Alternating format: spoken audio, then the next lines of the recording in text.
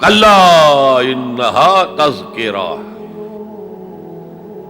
یہ لفظ بہت اہم ہے. تذکرہ، ذکرہ، تذکیر، فذکر بالقرآن، کیا معنی ہے اس کے؟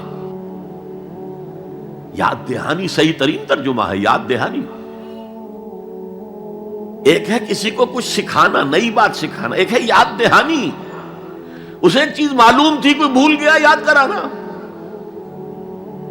جیسے آپ کے کسی دوست نے آپ کو بہت قیمتی قلم دیا تھا، آپ نے اسے بہت سنبھال کر اپنے ٹرنک میں رکھ دیا. اب سال ہا سال ہو گئے، نہ دوست سے ملاقات، نہ وہ یاد. اچانک آپ نے کسی روز ٹرنک کھولا اور وہ قلم آ گیا، تو آپ کو دوست یاد آ جائے گا کہ نہیں؟ اسی لیے قرآن آفاق و انفس کے لیے آیات کہتا ہے. ہم اپنی آیات دکھائیں گے تمہیں، نشانی جس کو دیکھ کر تم ہمیں پہچانو گے. اور تذکرہ کا مطلب کیا ہے؟ پوٹینشلی ایمان ہر انسان کے دل میں موجود ہے. یہ جو روح جو ہمارے قلب کی مسکن مکین ہے، اس میں اللہ کی معرفت بھی ہے، اللہ کی محبت بھی ہے. البتہ ذہول کے پردے پڑ گئے ہیں، بھول اور نسیان طاری ہو گیا ہے. ہم دنیا ہی کے اندر گم ہو کر رہ گئے ہیں. ہماری ساری دلچسپیاں دنیا سے ہیں، لہذا ہماری توجہ ہی نہیں ہے. ورنہ ہر انسان کے دل میں یہ جو یہاں ہندوستان میں کہتے ہیں آتما اور پرماتما، آتما اور پرماتما کا تو تعلق بہت گہرا ہے.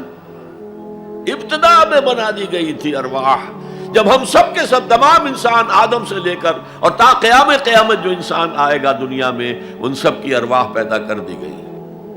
اور پوچھا گیا الست بربکم قالوا بلا، یاد ہے؟ لہذا یہ تذکرہ ہے، یہ یاد دہانی ہے، تمہارے اندر موجود ہے. اللہ کی معرفت بھی موجود ہے، اللہ کی محبت بھی موجود ہے. لیکن کلا بل ران علی قلوبہم ما کانوا یعملون، ان کے دلوں پر زنگ آ گیا ہے اب ان کے اعمال کی وجہ سے. شیشہ جو ہے وہ زنگ آلود ہو گیا. حضور نے فرمایا ان هذه القلوب لتصدع كما يصدع الحديد اذا اصابه الماء، ان دلوں پر بھی زنگ آ جاتا ہے جیسے کہ لوہے کے اوپر پانی پڑتا رہے تو اس کو زنگ آ جاتا ہے. پوچھا گیا فما جلاؤها یا رسول اللہ، اے اللہ کے رسول ہماری تلواروں کو زنگ لگتا ہے، ہم پالش کرتے ہیں، سیکل کرتے ہیں، وہ پھر چمک اٹھتے ہیں. تو دل پر اگر زنگ آ جائے تو اس کا علاج کیا ہے؟ دو چیزیں فرمائی، کثرت و ذکر الموت و تلاوت القرآن. دو کام کرو کثرت سے، موت کو یاد رکھو، یہاں رہنا نہیں ہے، جانا ہے. یہ ہمارا گھر نہیں ہے، یہ ہماری منزل نہیں ہے. ہمارا اصل گھر جو حضور نے فرمایا انما الدنیا خلقت لکم وانتم خلقتم للآخرہ، یہ دنیا تمہارے لیے بنائی گئی، تم آخرت کے لیے بنائے گئے ہو. اسی لیے حضور نے فرمایا کن فی الدنیا کانک غریب عابر السبیل، دنیا میں ایسے رہو جیسے راہ چلتے مسافر ہو یا اجنبی ہو. اپنے بارے میں فرمایا مالی ولی دنیا، مجھے تمہاری دنیا سے کیا سروکار، انما مثلی کراکب استظل تحت شجرۃ ثم راح فترکھا، میری مثال اس مسافر کی سی ہے جو ذرا سستانے کے لیے کسی درخت کے سائے میں بیٹھتا ہے تھوڑی دیر. وہ اس کا گھر تو نہیں ہے، اس کی منزل نہیں ہے، پھر وہ اس کو چھوڑتا ہے، اپنا راستہ لیتا ہے. یہ اگر ہمارا تصور قائم ہو جائے، کلا انہا تذکرہ. اب اس کے بعد جو الفاظ آئے فی صحف مکرمۃ مرفوعۃ مطہرۃ بایدی سفرۃ کرام بررہ، یہ جو قرآن ہے، جو تذکرہ ہے، یہ بڑے ہی انتہائی پاکیزہ صحیفوں میں ہے.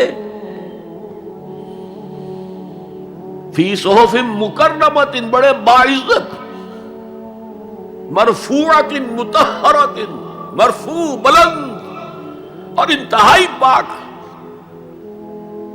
بے ایدی سفرۃ، یہ کن کے ہاتھوں میں ہے؟ لکھنے والے وہ فرشتے.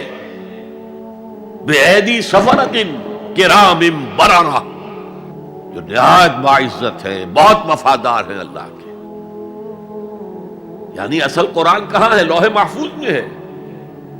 اصل قرآن کہاں ہے؟ ابھی اگلی جو پڑھیں گے ہم، کتاب مکنون، چھپی ہوئی کتاب کے اندر ہے۔ اصل قرآن کہاں ہے؟